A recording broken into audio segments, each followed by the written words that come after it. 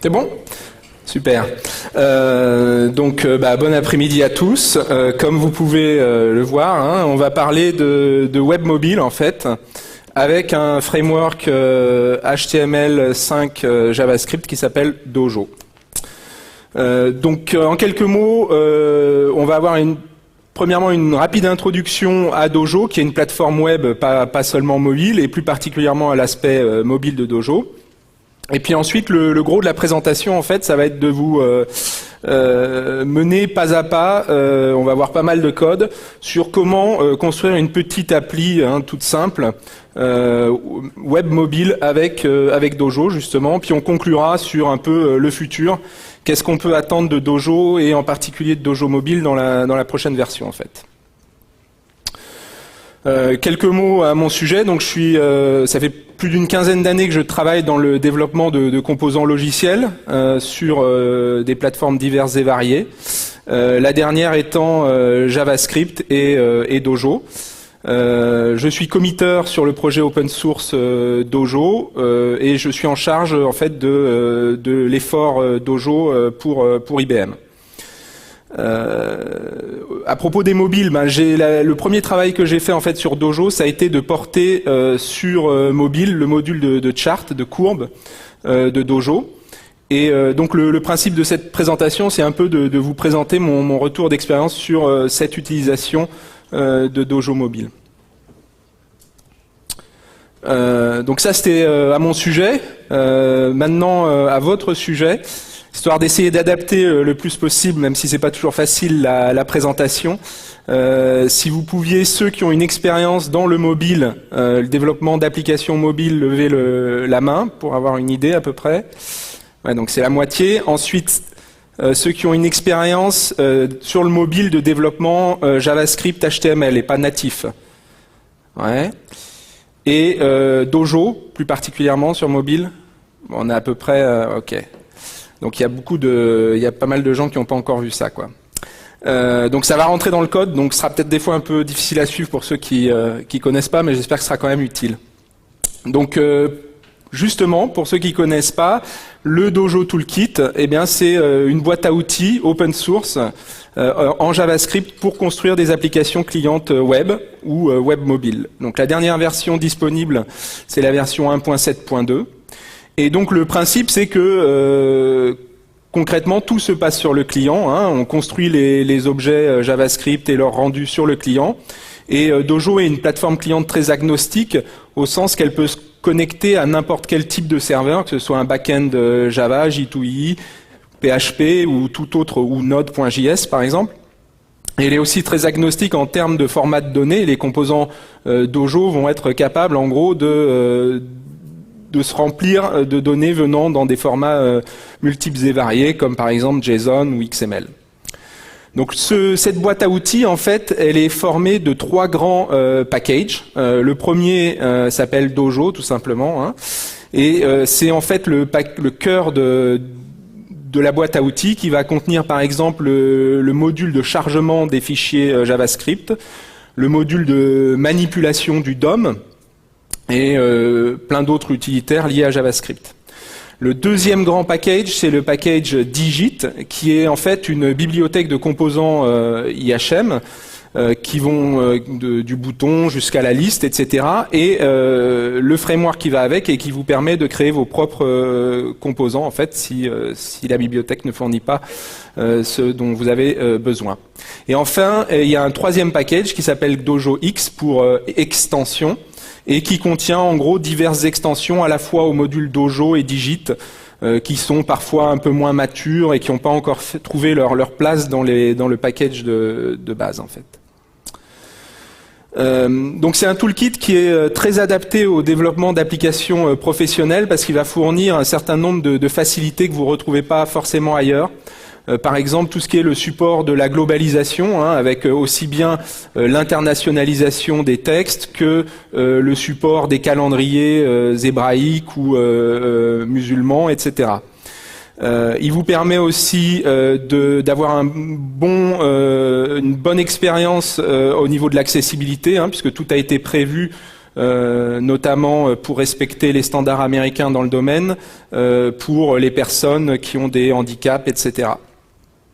Et bien sûr, à travers son framework orienté objet, il vous permet de construire des applications relativement solides. Donc c'est un toolkit open source, comme je vous l'ai dit.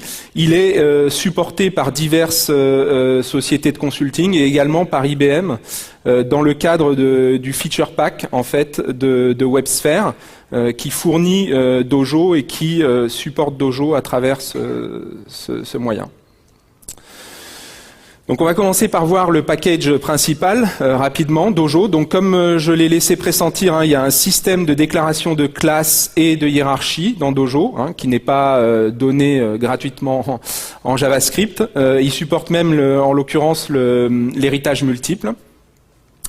Il y a un chargeur de modules JavaScript, donc en gros de fichiers JavaScript, et un outil qui permet de construire des applications. C'est-à-dire que typiquement, lorsqu'on développe l'application, il est intéressant d'avoir son code JavaScript dans différents fichiers pour des raisons évidentes de modularité, de développement, etc. Maintenant, quand on va déployer l'application, il peut être intéressant de regrouper au moins un certain nombre de ces fichiers dans un seul fichier pour éviter de faire trop de requêtes au serveur. Et donc Dojo vous fournit tout ce qu'il faut pour ça. Les outils de manipulation du DOM, comme je l'ai dit, des utilitaires en fait JavaScript qui vont vous permettre de vous abstraire des différences entre les différents navigateurs Internet. Donc bien sûr, de nos jours, avec les dernières versions, il y a de moins en moins de différences, mais bon, malheureusement ou heureusement, je ne sais pas, il y a toujours des clients qui utilisent des versions antérieures. Et donc il est bien d'avoir une couche d'abstraction qui vous permet par exemple d'utiliser for each sur un tableau sans avoir à vous demander si cette méthode est présente sur le navigateur ou pas. Bien sûr, tout ce qu'il faut pour faire des requêtes asynchrones vers le serveur, pour gérer des données, par exemple les cacher sur le client, être averti des modifications dans les données, et bien d'autres utilitaires dans ce module. Donc le deuxième module qu'on avait décrit, c'est Digit. Donc comme je vous l'ai dit, c'est une librairie qui permet de créer à la fois ses propres composants d'IHM, mais aussi qui fournit une palette de composants par défaut. Donc ça va de composants relativement simples, qui sont typiquement utilisés dans les formulaires, comme des boutons, des listes, des checkbox, des sliders, à des composants un peu plus avancés, comme un arbre, un éditeur de texte riche, un composant pour choisir une date, par exemple. Et évidemment, bien entendu, des composants qui vont vous aider à positionner tout ça à l'écran, des accordéons, des onglets, des piles. Et donc on rentre rapidement dans le troisième package, qui est Dojo X, hein, qui contient ces extensions. Il y en a de très nombreuses, donc c'est difficile d'être exhaustif là. Une qui est très importante, c'est GFX, qui est en fait une API de graphique vectoriel qui va une fois de plus abstraire les différences que vous pouvez avoir entre les différents browsers. Donc les browsers modernes supportent tous SVG Canvas, mais bon, si on remonte à IE8, ça ne fonctionne pas, donc il faut utiliser autre chose, VML. Et si on parle en termes de mobile, eh bien il y a par exemple rien que Android 2.x ne supporte pas SVG par exemple, hein. Et donc l'intérêt de cette API, c'est que vous allez faire vos dessins vectoriels à l'écran avec une seule et même API, qui est celle de Dojo, et Dojo se chargera de rendre ça avec ce qui est disponible sur soit l'ordinateur ou le mobile sur lequel tout ceci tourne. Vous trouvez également dans ce package des composants graphiques encore plus avancés que ceux qu'on trouve dans Digit, comme par exemple des charts, des jauges, des wizards, des composants de cartes, de grilles de données, etc. Il y a également de nombreuses implémentations de sources de données, hein. Vous avez vu au départ dans le module Dojo qu'il y avait un module d'accès aux données, hein, mais c'est un module assez générique en fait, qui est utilisé par les composants Dojo, et Dojo X fournit un certain nombre d'implémentations de ce module, par exemple au-dessus de CSV, de XML, de JSON, de S3 pour Amazon, etc. Et bien sûr, le point qui nous intéresse, que j'ai mis en gras et qui nous intéresse plus particulièrement aujourd'hui, DojoX contient un module qui s'appelle DojoX Mobile et qui contient en fait une librairie de composants plus spécifiques pour les mobiles, parce que tout ce qu'on a vu jusqu'à présent, c'est assez générique, ça marche à la fois sur mobile et desktop, mais ça n'a rien de spécifique au mobile. Il y a de nombreux autres modules, comme par exemple des modules pour supporter le MVC dans votre application et ce genre de choses. Donc rentrons un peu plus dans les détails de Dojo Mobile, puisque c'est le sujet d'aujourd'hui. Donc en fait, c'est une librairie relativement simple et légère qui permet de construire des applications web pour les mobiles, et spécifiquement pour les mobiles, et des applications web qui essayent de ressembler aux applications natives, c'est-à-dire sous forme de liste avec des headers en haut, en bas, typiquement comme on retrouve dans les applications natives de ces plateformes. Donc elle fournit un système de vues et de navigation entre ces vues, ainsi que des composants simples comme justement les boutons, les listes, etc. Quand vous développez une application avec Dojo Mobile, en fait, vous allez avoir du code JavaScript, du code HTML, et ce code va rester le même que vous déployez vers Android ou iOS, en fait, typiquement. Mais le package Dojo Mobile vous fournit en fait des styles différents pour les trois plateformes que nous supportons pour l'instant, c'est-à-dire BlackBerry, Android et iOS. Et donc typiquement, vous n'avez qu'à changer les feuilles de style de votre application pour avoir un look qui s'approche de celui de la plateforme native qui vous intéresse. Donc soit ce type d'application est soit utilisé typiquement en direct sur le web, soit vous pouvez en fait packager votre application dans un container qui s'appelle PhoneGap ou Cordova maintenant, et qui en fait permet d'embedder votre application Dojo JavaScript dans une application native qui pourra être déployée à travers un App Store comme une application native classique. Donc voyons maintenant un autre aspect, comment on développe rapidement. On va rentrer dans le détail du code, mais comment on développe, parce que je vous ai parlé de markup, je vous ai parlé de JavaScript. En fait, typiquement, il y a deux façons de faire une application Dojo Mobile.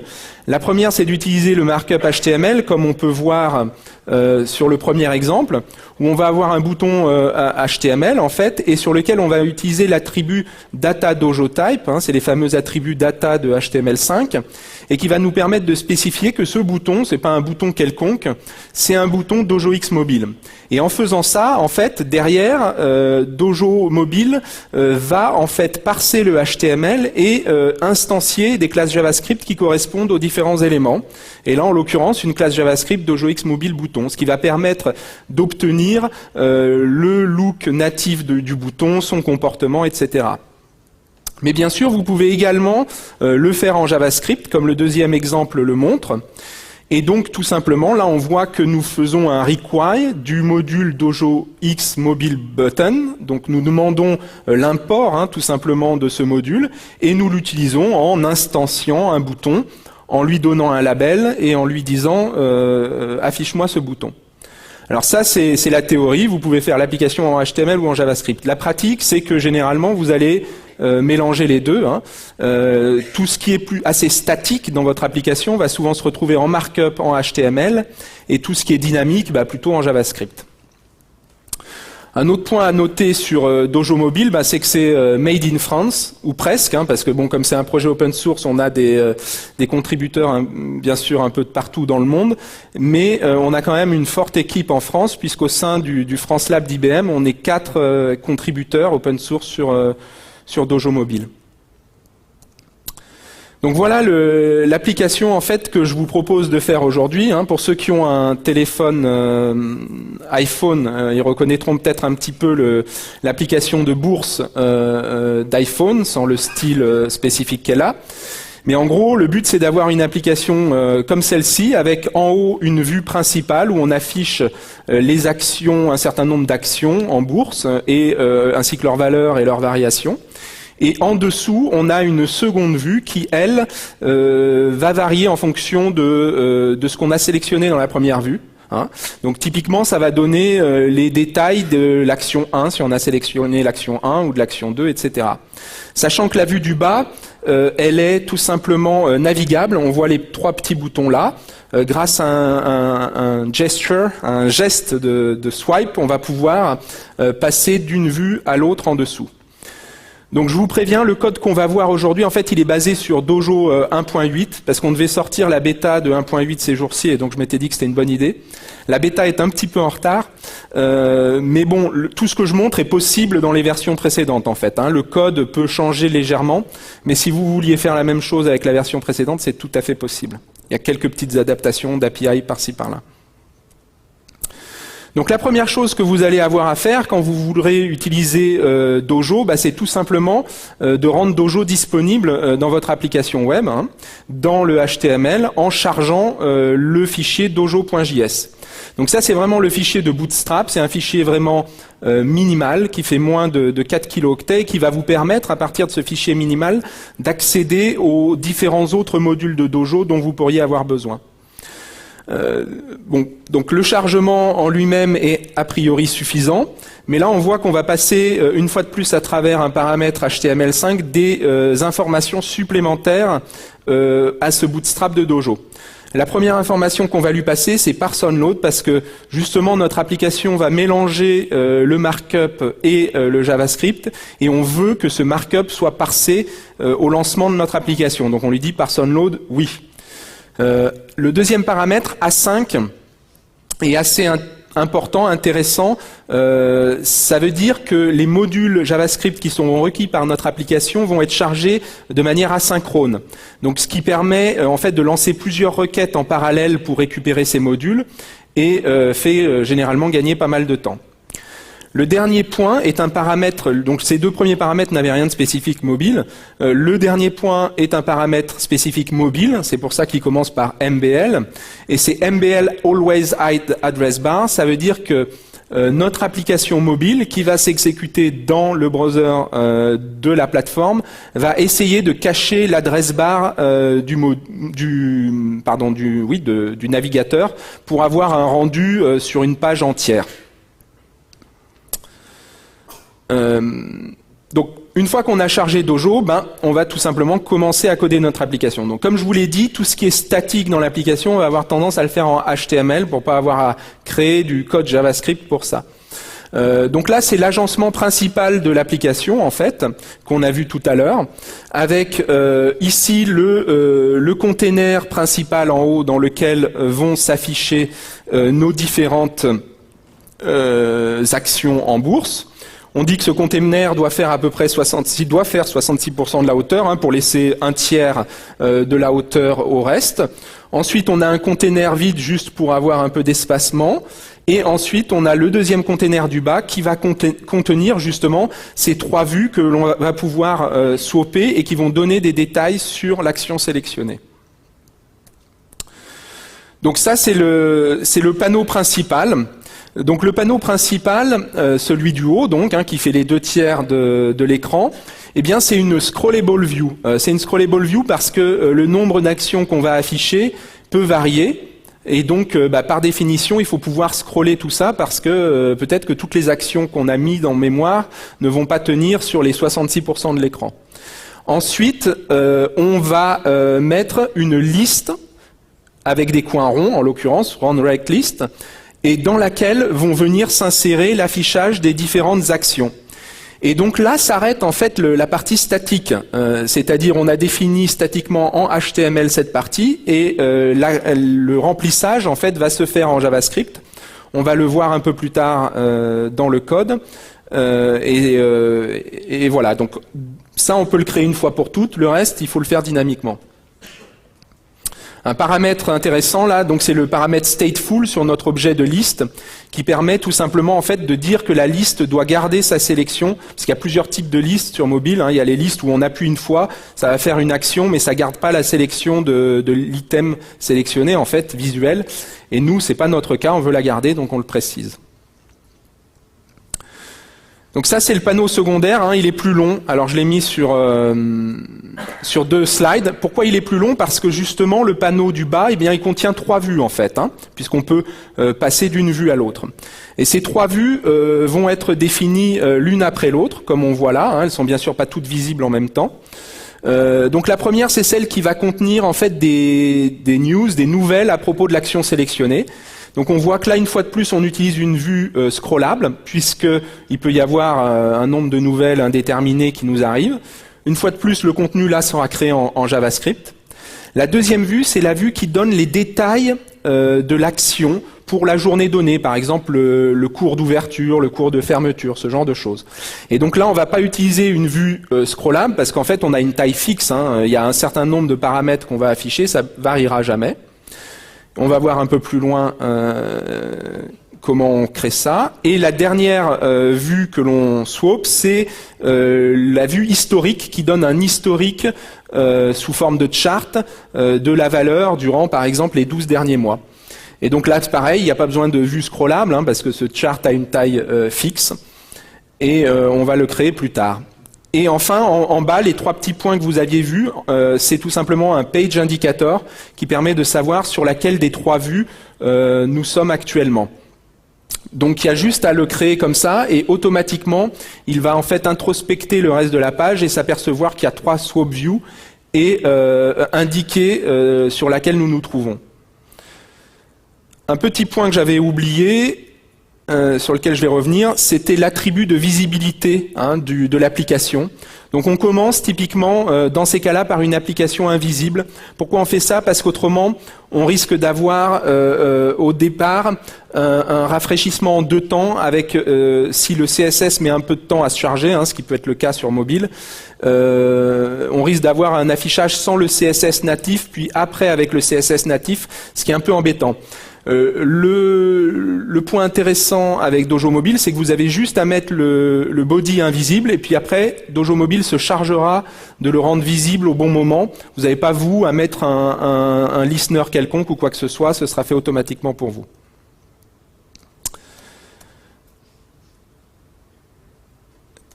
Voilà, donc ça c'est la vue de détail jour par jour.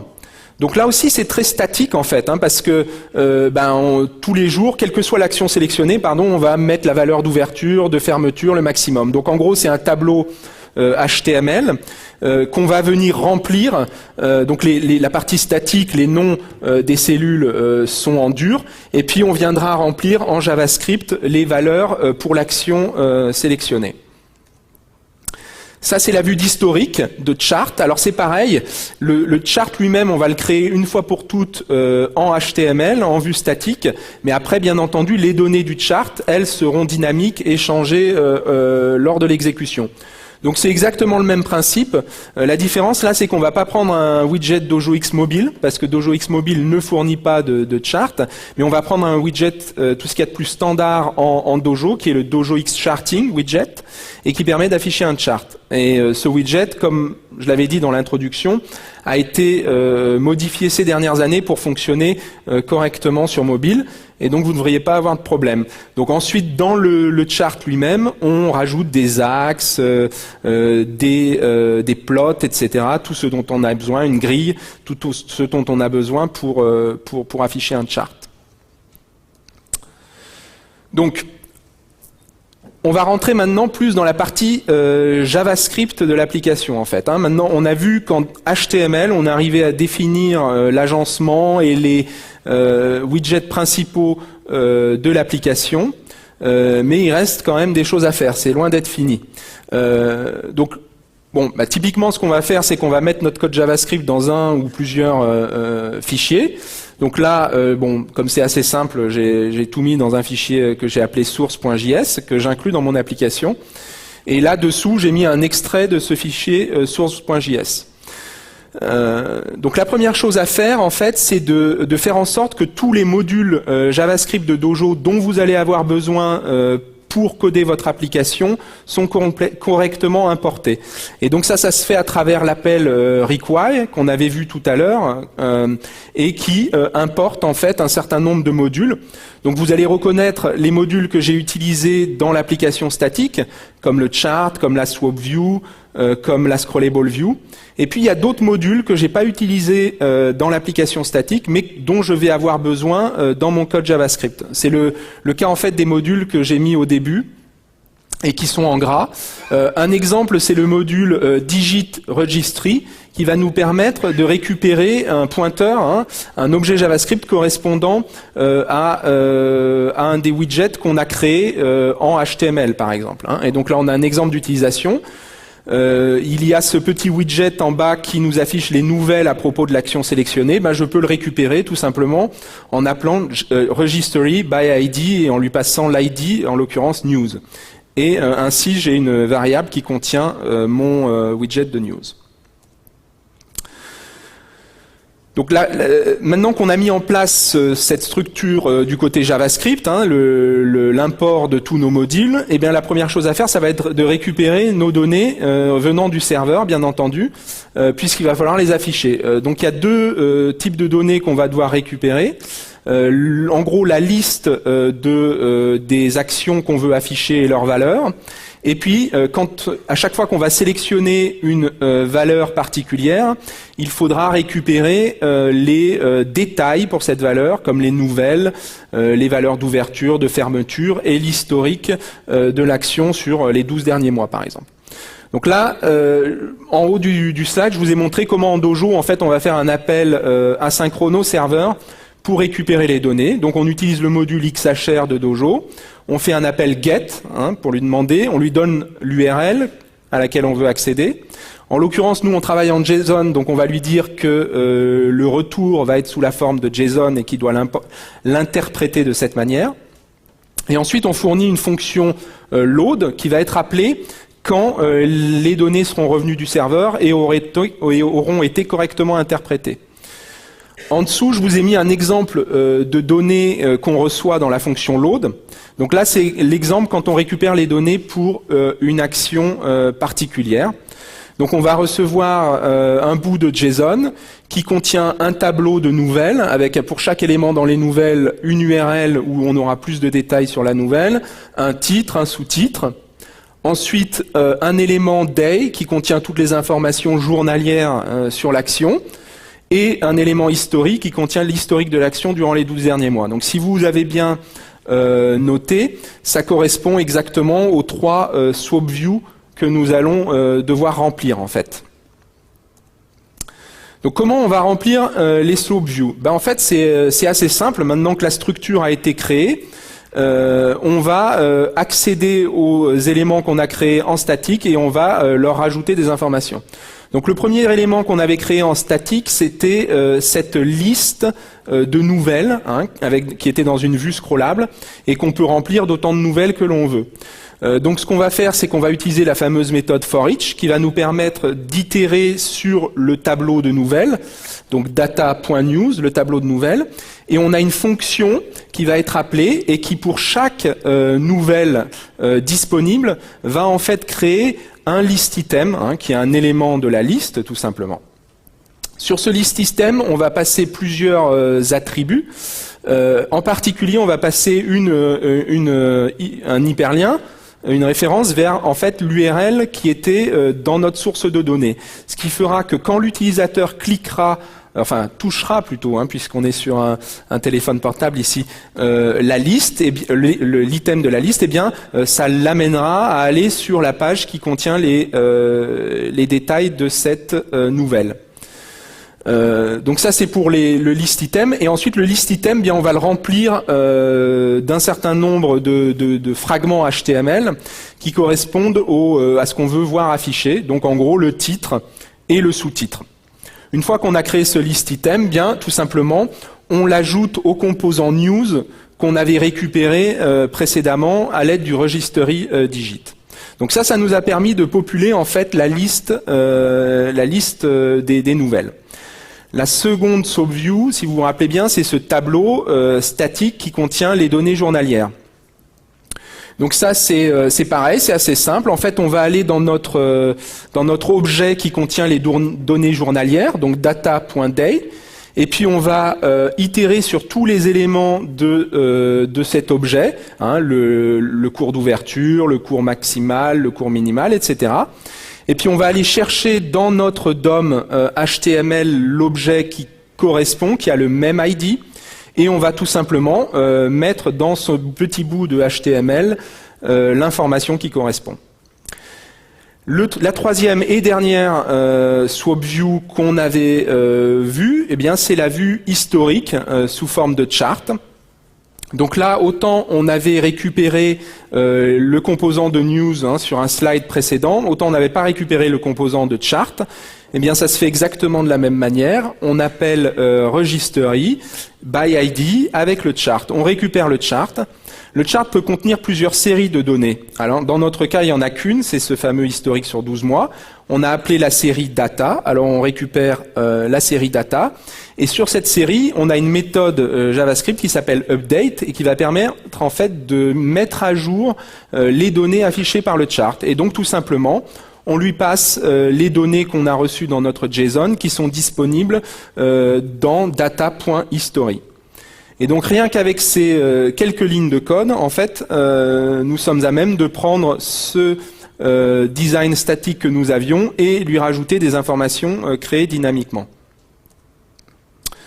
Donc, on a fait l'aspect HTML statique de l'application, on a fait l'aspect dynamique en JavaScript.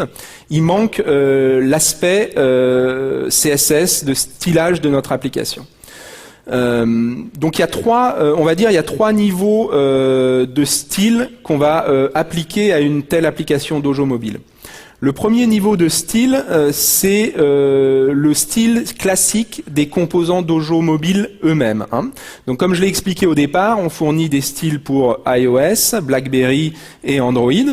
Et il va falloir que ces styles s'appliquent. Donc soit vous les appliquez vous-même à la main, ce qui est tout à fait possible, soit vous laissez faire un module particulier de Dojo mobile qui s'appelle Device Theme et que j'inclus là à travers un tag script et qui va en fait se charger d'aller appliquer le CSS qu'il faut en fonction de la plateforme sur les composants que j'utilise. À travers le data dojo config, je peux lui passer des informations supplémentaires sur les composants que j'ai utilisés. Ça lui permet d'éviter de charger par exemple des styles qui ne sont pas nécessaires dans mon application.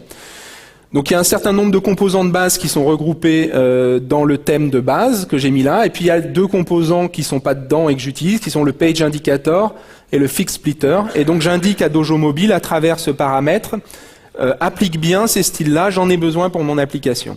Donc ça va permettre d'avoir un look, on va dire, standard à peu près natif pour votre application.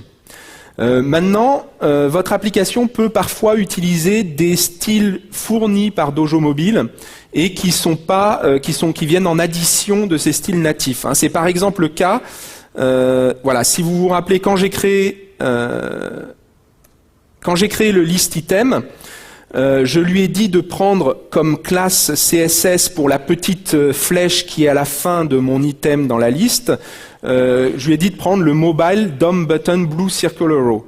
Et donc je vais devoir fournir, bien entendu, la CSS correspondante pour qu'elle soit disponible. Et donc ça c'est à travers le tag link que vous pouvez voir là.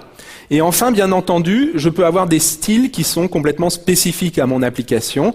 Par exemple, on a vu que j'avais utilisé une table HTML. Et bien entendu, cette table HTML, je vais vouloir lui donner des styles. Et donc, ces styles-là, plus particuliers à l'application et pas spécifiques à Dojo Mobile, peuvent être fournis à travers un autre CSS. Donc, en quelque sorte, maintenant, j'ai mon application qui tourne, que je peux tester, qui fonctionne avec cette partie HTML, cette partie JavaScript et cette partie CSS. Maintenant, si je veux productiser mon application et la rendre et la déployer, je vais peut-être avoir d'autres tâches à accomplir. Hein. C'est pas absolument, ça dépend de l'application, mais c'est quand même, ça peut être utile dans certains cas. La première tâche, c'est celle que j'ai plus ou moins abordée au début de la présentation, qui est que, eh bien là j'ai chargé, vous avez vu le require qu'il y avait dans le fichier JavaScript, qui contenait une quinzaine de modules JavaScript. Bon, plutôt que de faire 15 requêtes vers le serveur pour récupérer 15 fichiers, ce qui peut parfois être un petit peu embêtant, eh ben je peux vouloir faire un build de tout ça et consolider en fait ces 15 fichiers dans un seul et même fichier JavaScript. Ce qui est assez génial avec Dojo, c'est qu'en fait, maintenant que j'ai cette application et que j'ai ces fameux appels require, eh bien l'outil de build de Dojo est capable d'introspecter cette information, de lui-même découvrir l'arbre de dépendance, parce que bien entendu, quand je fais require d'un module, bah, il peut y en avoir d'autres derrière qui sont nécessaires, etc. Et donc l'outil de build de Dojo va lui-même aller découvrir cet arbre de dépendance et tout simplement créer un seul et unique JavaScript à partir de tous ces modules. Donc c'est assez important en déploiement web. Ça peut l'être un petit peu moins dans le deuxième cas de déploiement qu'on va aborder là, qui est à travers un container en fait. Donc typiquement une application Dojo mobile, soit vous la mettez disponible à travers une URL web standard et les utilisateurs peuvent y accéder, soit vous allez vouloir en faire une application qui va être déployée comme une application native à travers un App Store comme celui d'Apple ou d'Android, etc. Et dans ce cas-là, ce qu'il va falloir faire, c'est utiliser un container qui permet en fait d'embedder une application JavaScript HTML dans un container natif. Donc un exemple typique, c'est d'utiliser PhoneGap ou Cordova, puisque maintenant qu'il est passé à l'open source, ça a été renommé. Enfin Apache, pardon, ça a été renommé. Et donc, quand vous faites ça, bien entendu, eh bien vos fichiers, ils seront téléchargés une fois pour toutes sur le téléphone portable. Et donc, l'aspect d'avoir un build bien minimisé, etc., est peut-être un petit peu moins important. Mais ça peut quand même être utile. Notamment sur Android, en fait, il y a un bug, enfin, ou une limitation d'Android assez embêtante, qui est que on ne peut pas packager une application Android en fait qui contient des fichiers ou des répertoires qui commencent par un underscore. Et il s'avère qu'en Dojo, les classes privées non destinées à être visibles par l'utilisateur commencent par un underscore. Donc en mettant en œuvre le processus de build et en regroupant tout ça dans un seul fichier JavaScript, vous pouvez en fait tout simplement vous abstraire de ce problème qui existe sur Android. Donc tout ça pour dire qu'une fois que cette application est faite, vous pouvez encore avoir des étapes d'optimisation auxquelles il faut penser. Le build de Dojo, donc à la fois il vous rassemble ces différents modules dans un seul fichier, mais il va aussi vous minifier le code afin qu'il soit le plus petit possible et un certain nombre de choses comme ça. Donc c'est pas simple à montrer sur un téléphone portable de loin, mais là on va voir l'application qui tourne dans Chrome en fait, mais la même application tournerait sur votre téléphone portable.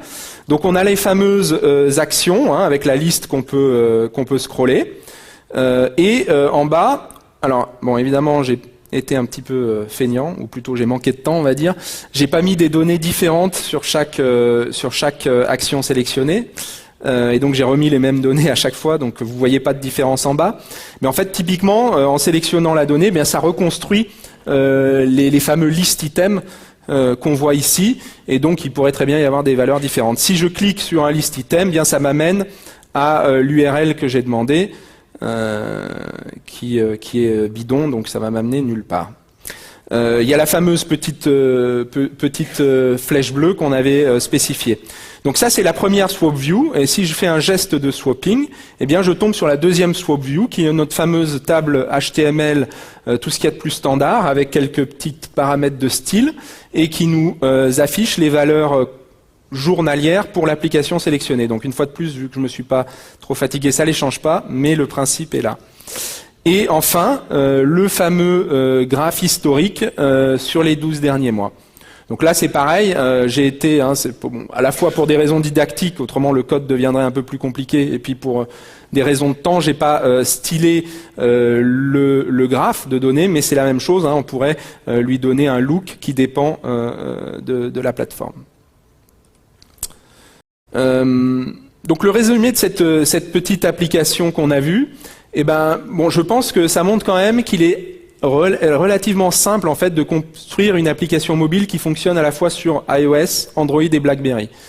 Si vous deviez faire ça en natif, ce serait probablement aussi simple sur chacune de ces plateformes, mais bon, il faudrait le faire 3 fois et apprendre 3 façons de faire différentes. L'autre point, c'est que comme je viens de le dire, l'application est encore un peu légère, hein, notamment au niveau du style, on pourrait améliorer ça. Si vous êtes intéressé à regarder le code plus en détail que ce qui est dans les slides, ce code est disponible sur GitHub. Dans un petit projet où je regroupe plusieurs exemples Dojo, donc il y a d'autres exemples dans ce projet, pas forcément mobile d'ailleurs. Si vous avez du temps libre, vous pouvez même soumettre des améliorations si vous avez envie. Je serais ravi de les prendre en compte. Donc maintenant qu'on a vu comment construire cette application, voyons un peu ce qui va arriver en Dojo Mobile 1.8, hein, qui est la release dont la bêta ne devrait pas tarder. Donc en fait, tout ce qu'on a vu là précédemment, ça existe, c'est déjà même si le code était en 1.8, c'est déjà du 1.7, ça fonctionne déjà. Mais en 1.8, on va fournir des composants mobiles supplémentaires, comme par exemple des composants d'audio-vidéo qui permettront d'afficher de l'audio et de la vidéo sans avoir trop à se soucier de qu'est-ce que la plateforme supporte derrière. Des composants de badge, vous savez, ces petits icônes qui ont des petites informations qui vont s'afficher dessus. Des boîtes de dialogue, des grilles de données. Des nouvelles transitions, parce que là on l'a pas bien vu parce que c'était pas du mobile et que j'ai pas le touch gesture, mais vous avez quand même des transitions CSS3 qui sont mis en œuvre lorsqu'on passe d'une vue à l'autre, par exemple. Des listes éditables aussi, parce que dans les versions précédentes, si vous vouliez éditer la liste, il fallait que vous le codiez vous-même. Dans la version 1.8, on va fournir les facilités pour ça. Vous pourrez éditer la liste, réarranger les items dans les listes, etc.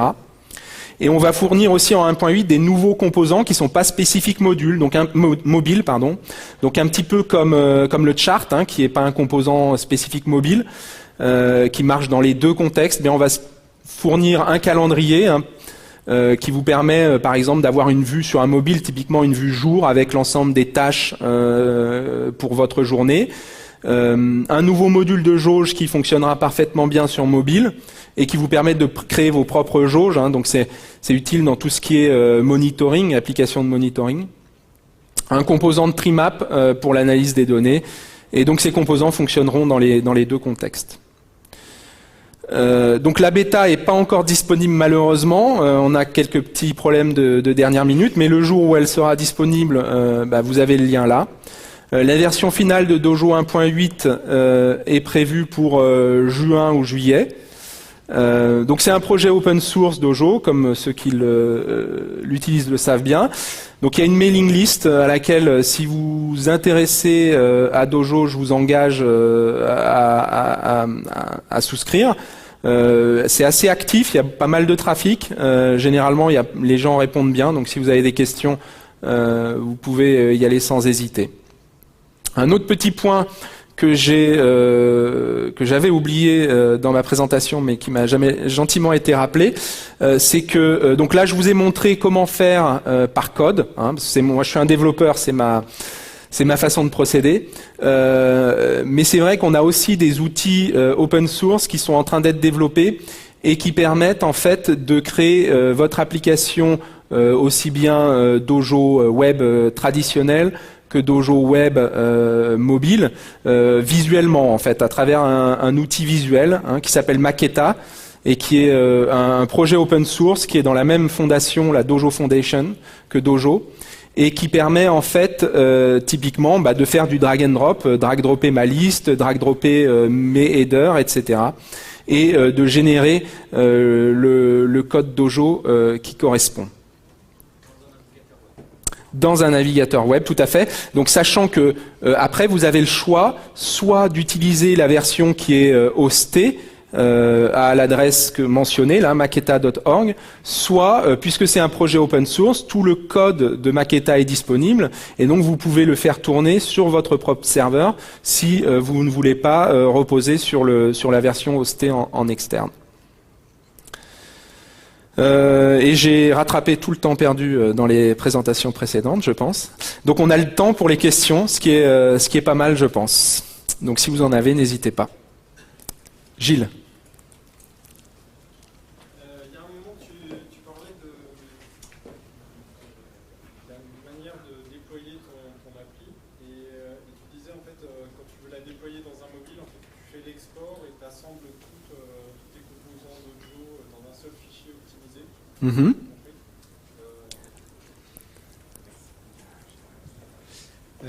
La question, c'était, est-ce que tu ne penses pas que ça a plutôt de l'intérêt de laisser ton appli déployer sur un serveur et puis qu'elle soit retéléchargée systématiquement depuis le launcher mobile?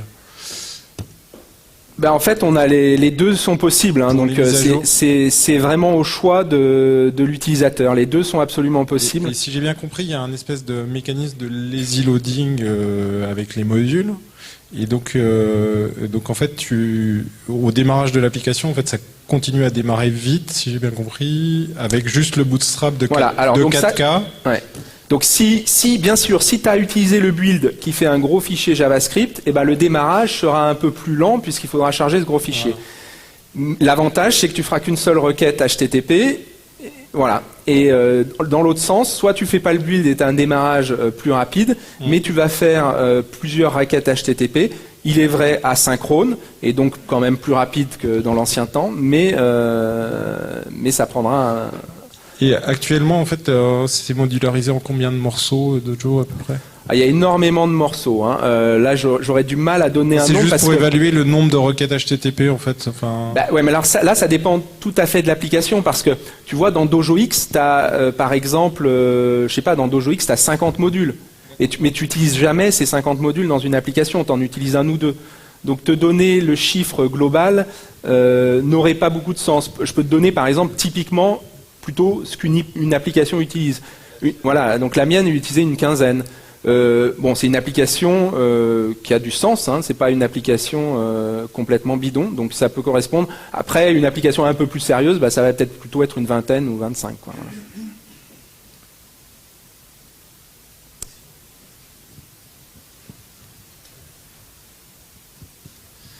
Une question d'un novice en JavaScript, Dojo et compagnie. Quand on fait des updates, quand on met à jour des données, moi, j'imagine que ça passe par un cycle de notification, etc., pour que l'interface se mette à jour.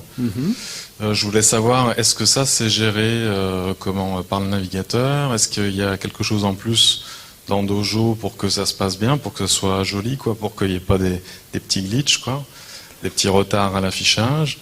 Comment ça se passe là,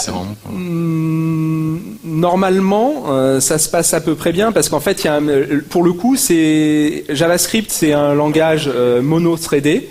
Hein, donc, a priori, tu te dirais, ça va bloquer parce qu'on est dans un seul thread. Mais en fait, il y a une chose qui est asynchrone en JavaScript, c'est justement la récupération des données à travers le fameux objet XHR. Hein.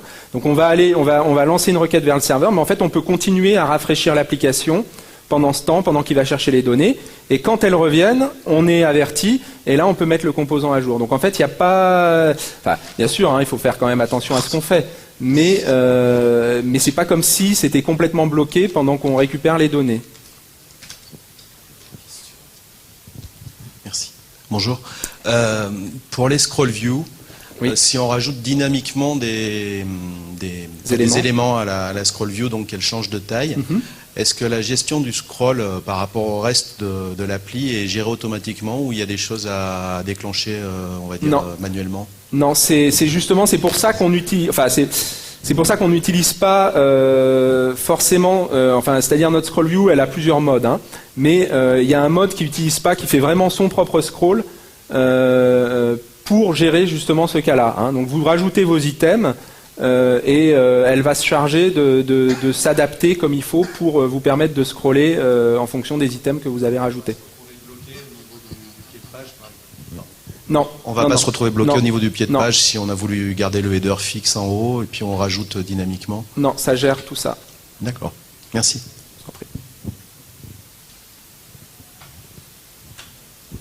Oui, bonjour. Ça fait des années que je suis convaincu par Dojo. J'ai un seul souci, c'est que mes clients n'en veulent pas. Ils veulent que du jQuery. Alors, moi, c'est très simple. Qu'est-ce que je leur dis pour leur vendre du Dojo mobile à la place du jQuery mobile?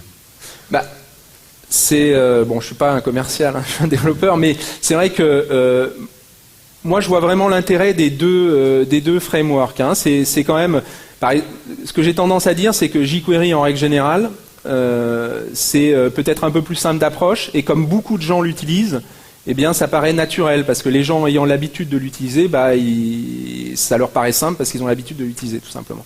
Après, quand on va monter en puissance et faire des applications plus complexes, je trouve que les facilités de Dojo, par exemple, sur la déclaration de classe, de structures bien formelles, etc., va permettre d'avoir un code quand même qui est bien plus maintenable et qui va tenir le coup bien plus facilement sur le long terme, là où sur jQuery, on aura quelque chose d'un peu plus léger, je pense. L'autre aspect, après, ça dépend de vos clients. L'autre aspect, c'est que sur jQuery, c'est quand même un monde très fragmenté. Bon, c'est un peu différent avec jQuery mobile, où ils ont une solution assez standardisée. Mais en règle générale, dans jQuery, quand même, vous allez avoir jQuery Core, jQuery mobile, puis si vous voulez faire ça, il faudra aller chercher ça ailleurs, et ça ailleurs, et ça ailleurs. Et vous n'avez pas une solution à peu près cohérente qui permet de répondre à 90% des besoins, en fait. Il y a souvent besoin d'aller chercher à droite et à gauche. Ça peut ou ça ne peut pas être un problème selon l'entreprise à laquelle vous vous adressez. Mais ensuite, il y a d'autres aspects. Hein. Il y a l'aspect, mais après, ça, une fois de plus, ça dépend totalement de l'entreprise. L'aspect globalisation, comme je disais, l'aspect accessibilité est quand même beaucoup plus poussé sur Dojo. Donc si c'est des sites web franco-français qui seront jamais traduits dans une autre langue, etc., bon, ma foi, c'est sûr qu'ils vont ça les intéresse pas vraiment. Mais si après, si c'est quelque chose qui est destiné à s'internationaliser, à passer sur plusieurs pays, à passer certaines normes gouvernementales, etc., eh bien, vous avez un support dans Dojo que vous ne trouverez pas ailleurs, hein, tout simplement. C'est une piste. Maintenant, après, moi, c'est vrai que ça correspond plus à mon type de développement. Hein. Comme vous avez vu au début, je viens du monde Java, avec des classes bien claires, des héritages objets, etc. Et je suis beaucoup plus à l'aise en Dojo qu'en jQuery.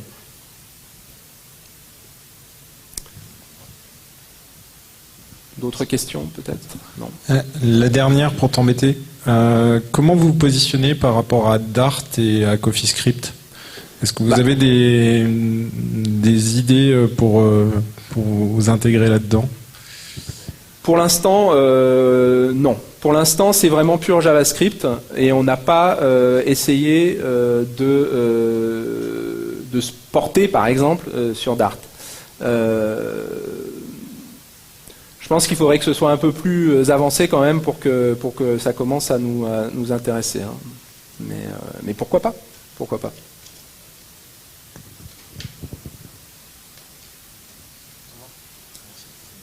Ok. Ben, merci à tous alors. Bon après-midi.